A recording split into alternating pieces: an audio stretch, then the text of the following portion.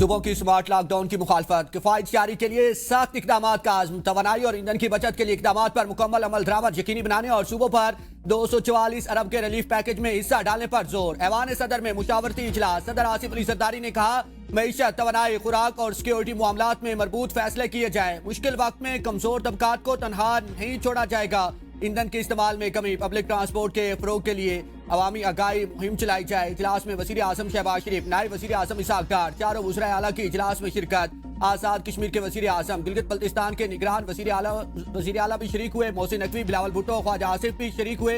اجلاس میں ایران، امریکہ اور اسرائیل کے درمیان جاری کشیدگی کا بھی جائزہ لیا گیا۔ خلیجی ممالک پر حملوں کے بعد پیدا ہونے والی صورتحال بھی زیر غور، سرکاری اخراجات میں کمی، 60% سرکاری گاڑیاں فوری طور پر بند کرنے کا فیصلہ۔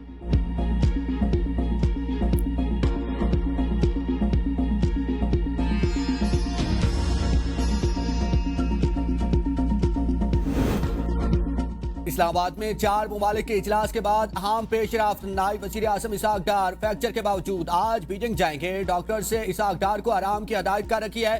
نائب وزیر اعظم ثالثی پیش رفت پر چینی قیادت کو اعتماد میں لے گئے۔ ایران امریکہ کے مذاکرات میں پاکستان کے کردار پر بات کریں گے۔ پاکستان، سعودی عرب، ترکیہ اور مصر کے وزرائے خارجہ کا اسلام آباد میں اجلاس، امریکہ ایران جنگ بندی پر اتفاق، مشرق وسطیٰ میں کشیدگی کے خاتمے پر زور۔ نائب وزیر اعظم اسحاق ڈار کہتے ہیں تینوں مسلم ممالک نے پاکستان کی سفارتکاری کی کوششوں کی تعریف کی اور تائید کی۔ چین بھی پاکستان کی تعمیری کردار کی بھرپور حمایت کرتا ہے۔ وزیر اعظم سے سعودی، ترکیہ اور مصر کے وزرائے خارجہ نے ملاقاتیں کی۔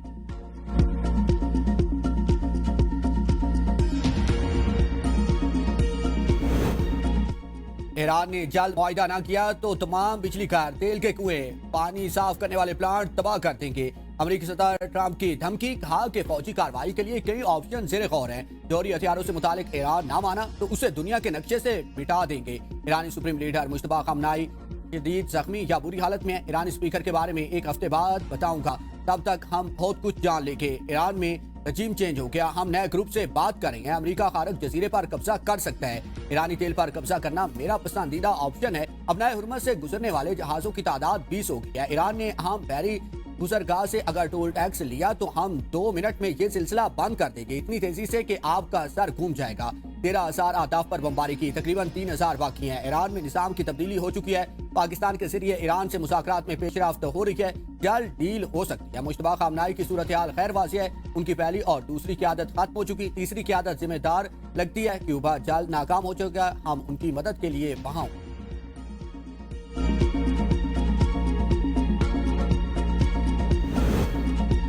امریکہ اور اسرائیل کے ایرانی توانائی تنصیبات پر حملے، تہران اور کرج شہر میں بجلی کی فراہمی بحال، تبریز شہر میں پیٹروکیمیکل پلانٹ پر بھی حملہ، امریکہ اور اسرائیل کا ایران میں یتیم خانے پر حملہ، 2 افراد شہید، 5 زخمی۔ امریکی نشریاتی ادارے کے مطابق پاردیس میں 9 تعمیری یتیم خانہ امریکی اور اسرائیلی حملوں کا نشانہ بنا۔ یہ کمپلیکس حال ہی میں تعمیر کیا گیا تھا اور ایک فلائی ادارے کے تحت چل رہا تھا۔ ایرانی نیوز کا کہنا ہے کہ امریکی اور اسرائیلی حملوں میں اب تک 230 بچے شہید، 1800 سے زائد زخمی ہو چکے ہیں۔ پاسداران انقلاب کی بحریہ کے کمانڈر علی رضا کی شہادت کی تصدیق۔ ایران کے اسرائیل پر حملے جاری، اسرائیل میں بجٹ سیشن کے دوران حملے کے سائرن باز اٹھے، ارکان اجلاس چھوڑ کر شیلٹر میں چھپنے کے لیے دوڑیں۔ حملوں کے خوف کے باعث اسرائیلی پارلیمنٹ کا اجلاس مؤخر، امریکی نیوز چینل کی ٹیم پر حملے کے بعد اسرائیلی آرمی چیف نے مغربی کنارے کی فوجی بٹالین معطل کر دی، شارجہ کی امریکی یونیورسٹی میں کلاسز اور امتحانات آن لائن کر دیے گئے۔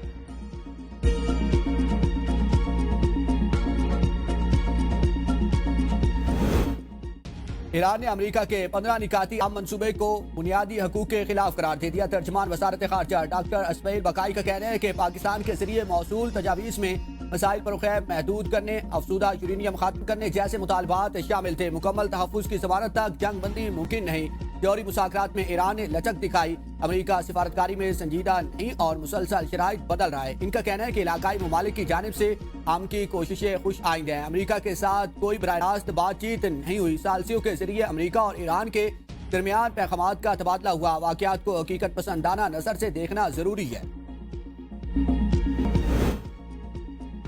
شہباز شریف سے صدر یورپی کونسل کا ٹیلی فونک رابطہ، خطے کی صورتحال پر تبادلہ خیال، مشرق وسطیٰ میں جاری کشیدگی، عالمی معیشت پر اس کے اثرات پر تشویش کا اظہار، بحران کے حل کے لیے مذاکرات اور سفارتکاری کی ضرورت پر زور۔ شہباز شریف نے کشیدگی میں کمی کے لیے پاکستان کی ثالثی کی کوششوں سے متعلق آگاہ کیا، کہا پاکستان یورپی یونین کے ساتھ تعلقات کو انتہائی اہمیت دیتا ہے۔ اپریل میں پاکستان یورپی یونین بزنس فورم کا افتتاح کرنے کے منتظر ہیں۔ یورپی کونسل کے صدر نے پاکستان کی امن کوششوں کی تائید کی۔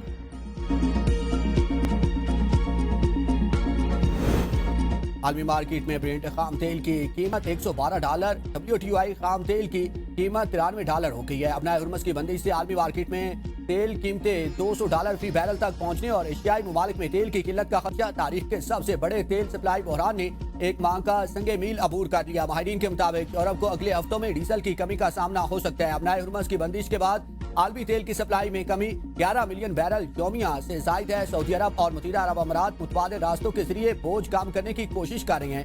روس کا 1 اپریل سے دنیا کو پیٹرول کی فراہمی پر مکمل پابندی کا اعلان۔ عالمی مارکیٹ میں ہلچل، پابندی ابتدائی طور پر 31 جولائی 2026 تک نافذ رہنے کی توقع۔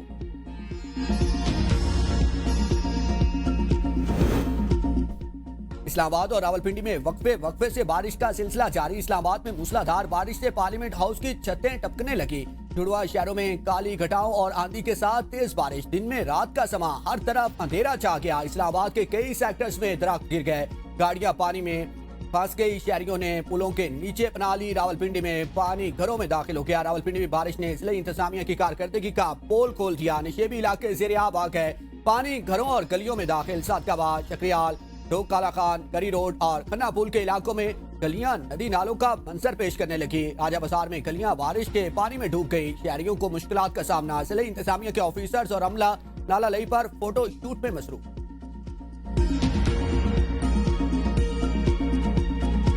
سینٹرل کانٹریکٹ کی خلاف ورزی، نسیم شاہ پر 2 کروڑ روپے جرمانہ۔ پی سی بی نے نسیم شاہ کو شوکاز نوٹس جاری کیا تھا۔ فاسٹ بالر نے معافی مانگ لی۔ تحقیقات اور شواہد کے جائزے کے بعد کمیٹی نے قرار دیا نسیم شاہ سینٹرل کانٹریکٹ کی متعدد چیکوں اور سوشل میڈیا گائیڈ لائنز کی خلاف ورزی کے مرتکب ہوئے ہیں، جس پر ان کے خلاف 2 کروڑ روپے مالی جرمانے کی سزا سنائی گئی۔ نسیم شاہ کے سوشل میڈیا ایڈوائزر کو بھی برطرف کر دیا گیا۔ نسیم شاہ نے ایکس پر جاری بیان میں کہا، میری سوشل میڈیا ٹیم کی جانب سے میرے اکاؤنٹ سے پوسٹ کی گئی تھی، وہ پوسٹ میرے خیالات کی عکاسی نہیں کرتی۔ متاثر ہونے والے تمام افراد سے معذرت کرتا ہوں۔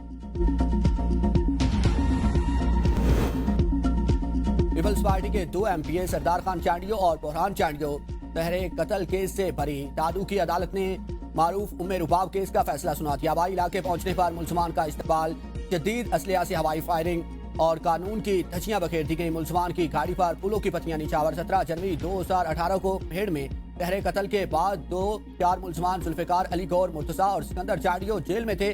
MP سردار احمد چانڈیو، برہان خان چانڈیو، ستار چانڈیو اور اس وقت کے SHO کریم چانڈیو نے ضمانت کرا لی۔